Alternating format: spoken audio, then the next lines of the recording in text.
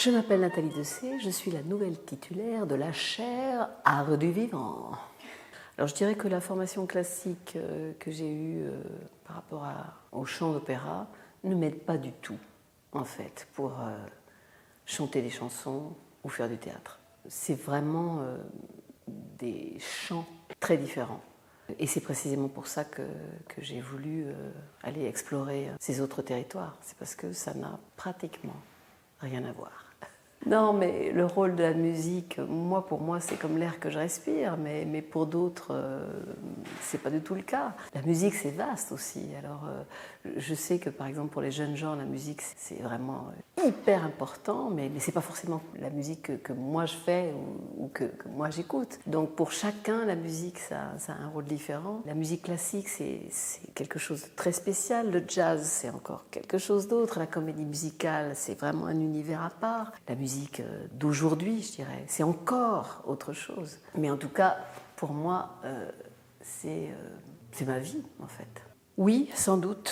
Je crois que tout est politique, en fait, qu'on le veuille ou non. Le sport est politique, la culture est politique, et c'est totalement illusoire de dire qu'on ne s'occupe pas de ça. Et si on ne s'en occupe pas, c'est la politique qui s'occupe de vous. Donc, c'est drôle qu'on parle de ça parce qu'en venant, je me disais que j'avais envie de parler de ça aussi.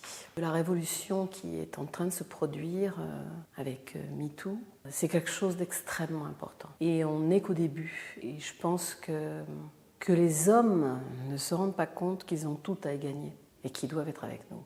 Au début, quand on m'a proposé ça, je connaissais déjà un petit peu parce que j'étais déjà venue il y a quelques années et j'avais fait, je crois, 1 heure ou 2 de questions-réponses comme ça et j'avais trouvé ça très intéressant. Même si je suis toujours surprise qu'on m'appelle et qu'on s'intéresse à ce que je fais dans mon coin. J'ai accepté parce que je suis toujours curieuse de la jeunesse et de ce que pensent et veulent savoir les jeunes gens. Moi, je place beaucoup d'espoir dans la jeunesse actuelle. Je trouve la jeunesse actuelle, aussi diverse qu'elle soit d'ailleurs, extrêmement courageuse, affrontant une situation inédite, un monde d'une violence que je trouve inédite aussi, même si on pourrait dire que ça a toujours été comme ça, mais sauf que là, avec l'information qu'on peut avoir en temps réel de tout ce qui se passe dans le monde, on est comme assailli par cette violence extrême, cette inquiétude, cette éco-anxiété qui vient couronner le tout. Je trouve ça hyper dur, moi, d'être jeune aujourd'hui.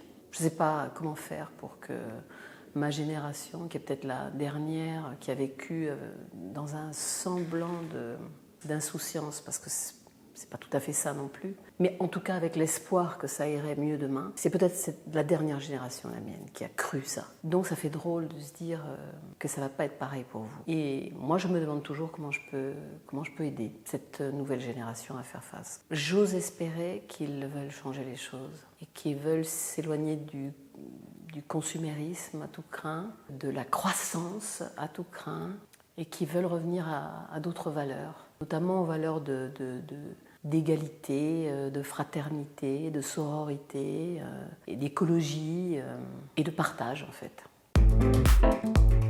Sciences Po.